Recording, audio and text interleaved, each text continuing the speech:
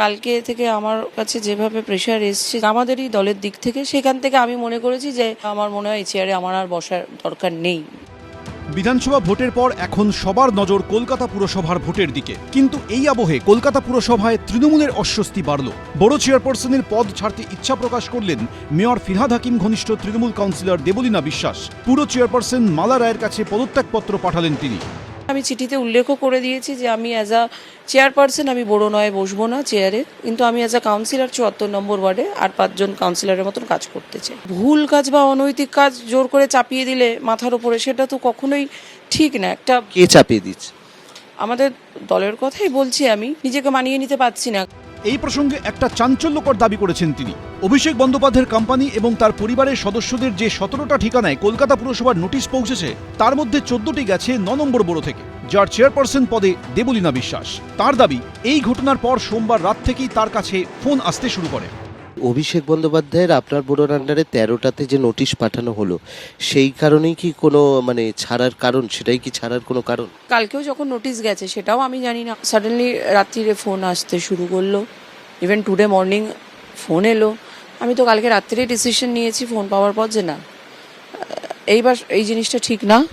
ভুল কথা বলানো বা ভুল কোনো কিছু করিয়ে নিয়ে চাপ দিয়ে দল থেকে, সেই জিনিসটা মনে হয় দ্যাট ইজ নট রাইট। কি আপনাকে ধামাচাপা দেওয়ার জন্য বলো? ধামাচাপা দেওয়া ঠিক নয়। এটা কেন হলো, কিভাবে হলো, কে করলো, কি ব্যাপার হলো, তাকে সাসপেন্ড করা হোক, তুমি তো বড় কমিটির চেয়ারপারসন। তাহলে মেবি আমি বড় কমিটির চেয়ারপারসন, বাট আমি কিভাবে করবো, এই জিনিসগুলো আমার এখতিয়ারে পড়ে না। চেয়ারপারসন পদ ছাড়তে চান, কিন্তু দলে থাকবেন কি? এখনো তো আছি দলে, এখনো এসব নিয়ে চিন্তা ভাবনা করিনি। আপনি কি দল বদল করবেন এরকম কিছু? না না না, এই মুহূর্তে সেই সব নিয়ে আমি কখনোই চিন্তা ভাবনা করিনি। তার দাবি, মঙ্গলবার কলকাতা পুরসভার চেয়ারপারসন মালা রায়ের অফিসে পদত্যাগপত্র জমা দিতে গেলেও সেই চিঠি কেউ গ্রহণ করেননি। অর্ণব মুখোপাধ্যায়, এবিপি আনন্দ, কলকাতা। উনি যদি নিজেকে সিংহ মনে করে সিনেমার আর্টিস্টে, আমরাও পুষ্পা, ঝুঁকেগা নেই। আমি এই কন্টেস্ট থেকে নিজেকে দূরে সরে নিলাম, ফলতার মানুষের স্বার্থে, ফলতার উন্নয়নের স্বার্থে, ফলতার শান্তি রক্ষার স্বার্থে। দাপট উধাও, তেজ ফিকে। দলের রাজপাট অতীত হতেই দাপুটে নেতা এখন নেতিয়ে পড়েছেন। ফলতার জাহাঙ্গীর খান পুনর্নির্বাচনের আগেই ভোটের ময়দান ছেড়ে কার্যত পালালেন। আর তারপর থেকেই বাড়িতে কিংবা পার্টি অফিসে কোথাও দেখা মেলেনি জাহাঙ্গীরের।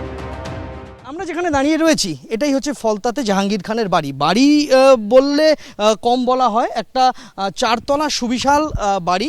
সেই বাড়িতেই জাহাঙ্গীর খান রয়েছেন, কার্যত নিজেকে গৃহবন্দী করে রেখেছেন এক প্রকার বলা যেতে পারে। জাহাঙ্গীর দা কি বাড়িতে আছেন? আপনারা তো উনারই আত্মীয়। তিনি আবারও আত্মগোপন করেছেন। আমরা দেখতে পাচ্ছি যে জাহাঙ্গীর খান আর সামনে আসতে চান না, ভোট প্রক্রিয়া থেকে নিজেকে তিনি সরিয়ে নিয়েছেন। ফলতার বসতবাড়ি থেকে কিছুটা দূরেই জাহাঙ্গীর খানের পার্টি অফিস। কিছুদিন আগেও যার সামনের রাস্তা গমগম করত, লোকে লোকারণ্য থাকত গোটা এলাকা, সেখানে এখন কার্যত শ্মশানের নিস্তব্ধতা। আজ সেই পার্টি অফিস শুনশান, আজ সেই পার্টি অফিস ফাঁকা, বন্ধ, তালাবন্ধ অবস্থায় রয়েছে। সামনের অংশ ভেঙে চুরে গিয়েছে। যে পার্টি অফিস একসময় স্থানীয় মানুষজনের, মূলত বিরোধী রাজনীতি যারা করতেন সেই সময়, তাদের কাছে একটা ত্রাসের জায়গা ছিল, একটা আতঙ্কের জায়গা ছিল। আর আজকে ভোট প্রচারের শেষ কয়েক ঘন্টা আগে যখন জাহাঙ্গীর খান নিজেকে নির্বাচন প্রক্রিয়া থেকে সরিয়ে নিচ্ছেন, তখন এই পার্টি অফিস শুনশান, ফাঁকা। স্থানীয় বাসিন্দাদের একাংশের অভিযোগ, এই পার্টি অফিস থেকেই ফলতায় কন্ট্রোল বজায় রাখতেন স্বঘোষিত পুষ্পা। হ্যাঁ, আমি বিজেপি সমর্থক। দেয়াল লেখার পরে ভোটের পরের দিন আমাকে ডেকে নিয়ে আসা হয়। জাহাঙ্গীর এবং ওর ভাইরা ভাই সাইরুল দুজনে মিলে অসম্ভব মেরেছিল। এই শাটার খুলে ভিতরে ঢুকে মারা হয়েছিল। আমি তো হেঁটে যেতে পারিনি। 100 দিনের কাজের টাকা ঝেড়ে খাচ্ছে আমাদেরই গ্রামের একটা কুঁচো নেতা, তাকে আমি আপত্তি করেছিলাম, সেই অপরাধে আমার উপর চড়াও হয়। আমাকে 3 বছর বাড়িতে ফিরতে দেয়নি আমাকে। এবারে বিধানসভা ভোটের আগে পর্যবেক্ষক হিসেবে দক্ষিণ 24 পরগনায় এসেই কেন্দ্রীয় বাহিনীকে নিয়ে সোজা জাহাঙ্গীর খানের বাড়িতে চলে যান উত্তরপ্রদেশের দুদে আইপিএস অফিসার অজয় পাল শর্মা। आसपास के जितने भी लोग हैं अच्छी तरह से समझ लें कि अगर किसी ने बदमाशी करी तो उनका कायदे से इलाज किया जाएगा। फिर তখন অবধিও জাহাঙ্গীর খানের আশেপাশে কিছু অনুগামী ছিলেন, কিন্তু রাজ্যের পালা বদলের সঙ্গে সঙ্গে ফলতাতেও বদলেছে হাওয়া।